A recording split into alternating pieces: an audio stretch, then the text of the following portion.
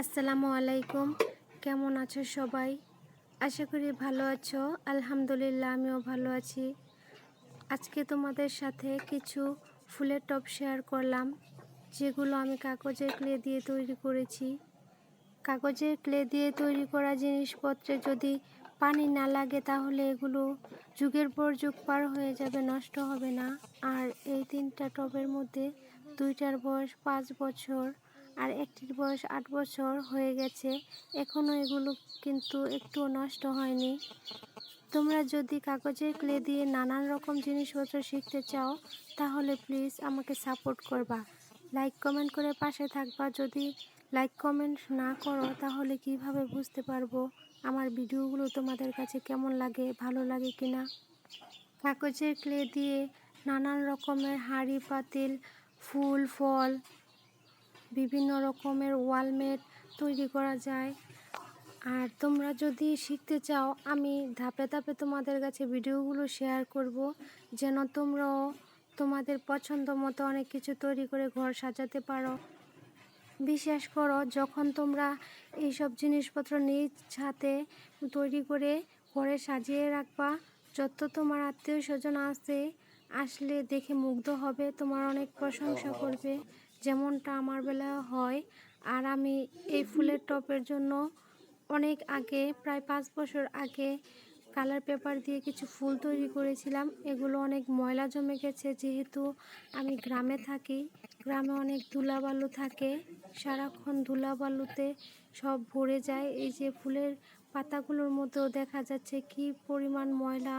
আমি এগুলো মুছে নিছি, কিন্তু তারপর ধুলাগুলো যায়নি। আমি কিন্তু ফুলের টবের উপরে আলগাভাবে ফুল আর পাতা বসিয়েছি। এগুলো আমি তোমাদের শিখাবো। আসলে তোমরা যদি লাইক কমেন্ট না করো তাহলে আমার কাজের আগ্রহটা থাকে না। আর আমার ছেলে যখন দেখছে আমি ভিডিও করতেছি, দৌড়ে গিয়ে গেঞ্জি পরে এসেছে, তাকেও যেন ভিডিও করি।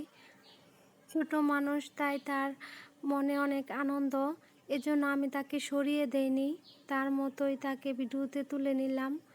এই যে পোকে দাঁতগুলো খেয়ে ফেলছে, সেই পোকে খাওয়া দাঁতগুলো নিয়েই অনেক হাসতেছিল। আর আমি বলতেছিলাম, তুমি যে এইভাবে হাসতেছো, যে আপুরা ভিডিওগুলো দেখবে তারা কিন্তু তোমাকে পচা বলবে, সেজন্য অনেক কষ্ট করে ওই হাসিটা চাপিয়ে রেখেছিল কিছুক্ষণ। তারপরে আবার এসেছে ভিডিও করার জন্য। এই যে দেখো কত সুন্দর লাগতেছে, আমার কাছে অনেক ভালো লাগে কাগজের ক্লে দিয়ে তৈরি করা জিনিসপত্রগুলো। এখন তোমাদের কাছে কেমন লাগতেছে সেটা আমি জানি না। আমার মতো ছোটোখাটো ইউটিউবারদের তোমরাই পারো এগিয়ে নিয়ে যেতে সামনের দিকে, সেজন্য আমি তোমাদের কাছে বারবার রিকোয়েস্ট করতেছি। আমার কাছে যে প্রতিভা আছে আমি চাই সেগুলো কাজে লাগানোর জন্য, তোমাদের সামনে প্রেজেন্ট করার জন্য। তাই তোমাদের সাপোর্টটা আমার খুবই দরকার। এই টবগুলো যেহেতু অনেক আগের তৈরি, সেজন্য তেমন ফিনিশিংটাও ভালো হয়নি। আসলে তখন আমার বয়সটা অনেক কম ছিল, আর এখন আমি আস্তে আস্তে এগুলো অনেক ভালো মতনই শিখেছি। সেজন্য আমিও চাই যে সবাইকে শেখানোর জন্য।